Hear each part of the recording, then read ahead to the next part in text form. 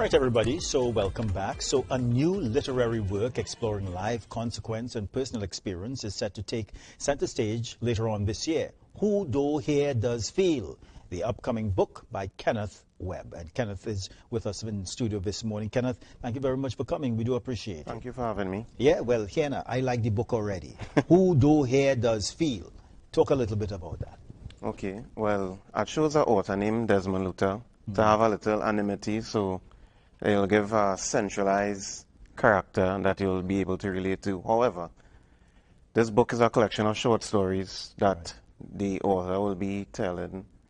It's based on a different take on the Trinbagonian lifestyle.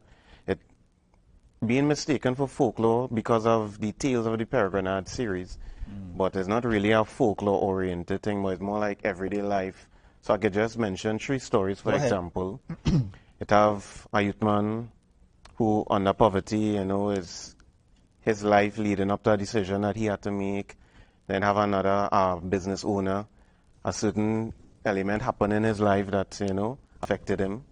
And then there's one of my favorites, which is, it was very difficult to write because I did it in a plural first person. Instead of I, it'll be we. And it's based on an Amerindian tribe back in the days before the exploration came and their livelihood that led up to a certain event. I don't want to spoil too much, you know, so that is basically some of the different stories it have. But you know, Kenneth, when people tell you who Doh Hear Does Feel, that is a sort of, it's only in certain circumstances that those words are used. Usually if people want to warn you that something is going to happen. So talk about that theme, who Doh Hear Does Feel. Okay. Well, to find a title for the book, something that stood out was what we was working on. And who Doh Hear Does Feel, to me, it's 2 ways I interpret it. Okay. 1, as a warning, and 2, as a method of control. Because we'll just say for the older folks will tell you, do this and don't ask no questions. There are consequences too. However, sometimes you'll be, why not to do this? And the only way you'll know is if you do it. So that is why I chose the name Who Doh Hear Does Feel, because it really does stand out. You know, it's a warning, but how I interpret it is more than just a warning, but it's a form of control at times. So. Yeah. But why, what would have inspired the book? Well, I have a friend, Frano. We used to work in a kitchen together, and I always wanted to get into writing. And one of the first books I was working on was a kind of fantasy adventure story. But I say, I'm new to the writing world, so let me try something that more manageable. So that is why I say a collection of short stories.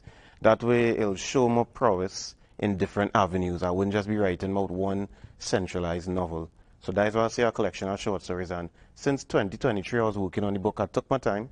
I did the editing for myself, everything. I was introduced to this whole new world because I didn't understand that it have all this as be going on.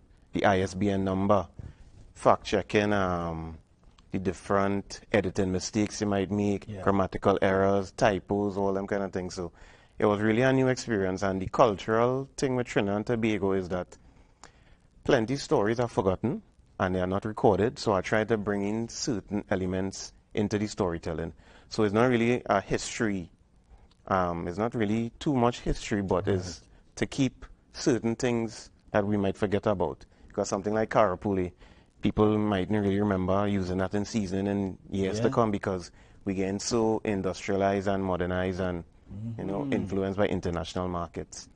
And another story, for example, was actually, well, my field was always culinary arts. Okay. So plenty of the stories do have descriptions with food.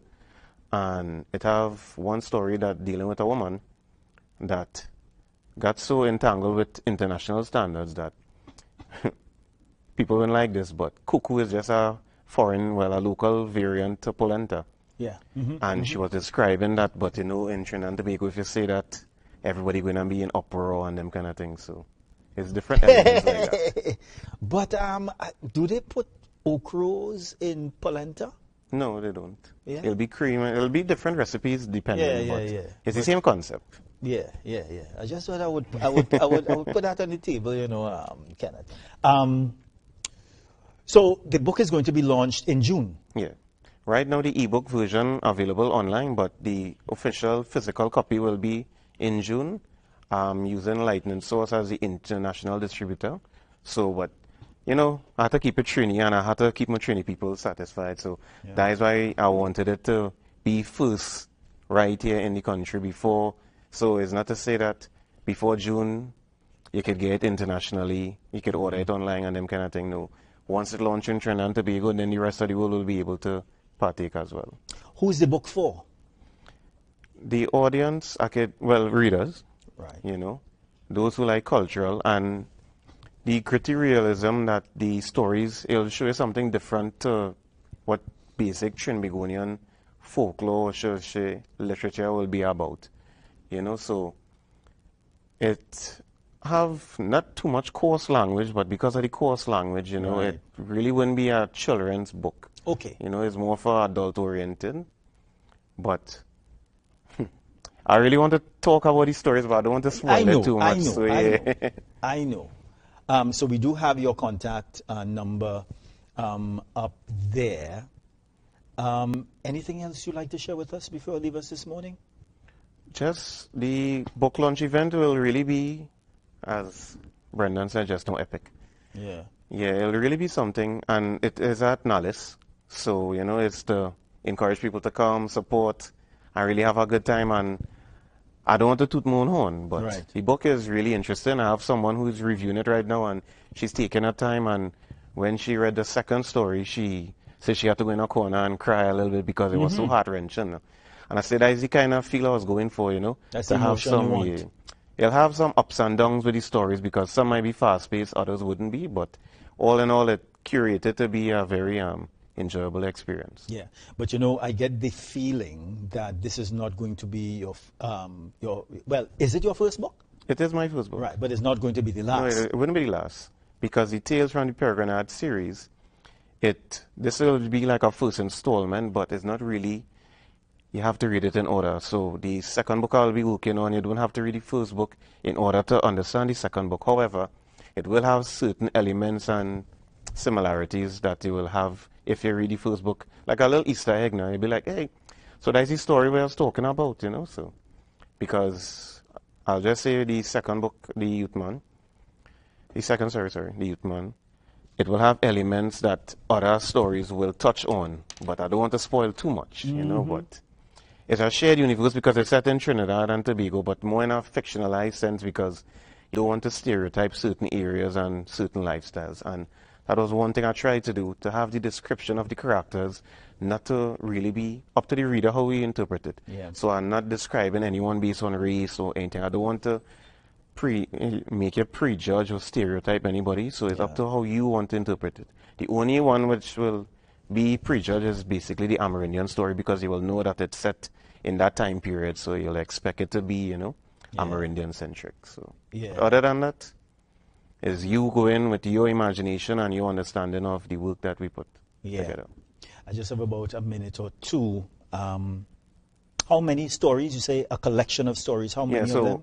This Who Doh Hear Does Feel have 12 stories in it. Okay. I was going with 13, but someone said that's kind of unlucky number. Okay. I wanted to go with 11 to have it odd, so that it will have a middle story that would be the kind of catalyst. So the first, at least if it was 11, the first 5 stories would be, you know, a certain pace. Then it would have this middle story that would have broken into the other 5 being faster pace or slower. But I went with 12 is an even number, and it was good enough. Why writing? Well, it has certain elements that I believe need to be heard in Trinidad and Tobago, and over the years I've seen plenty of people have ideas and they never really get it out there and have it down in the history books, basically. Yeah. Because it have plenty, how can I describe it?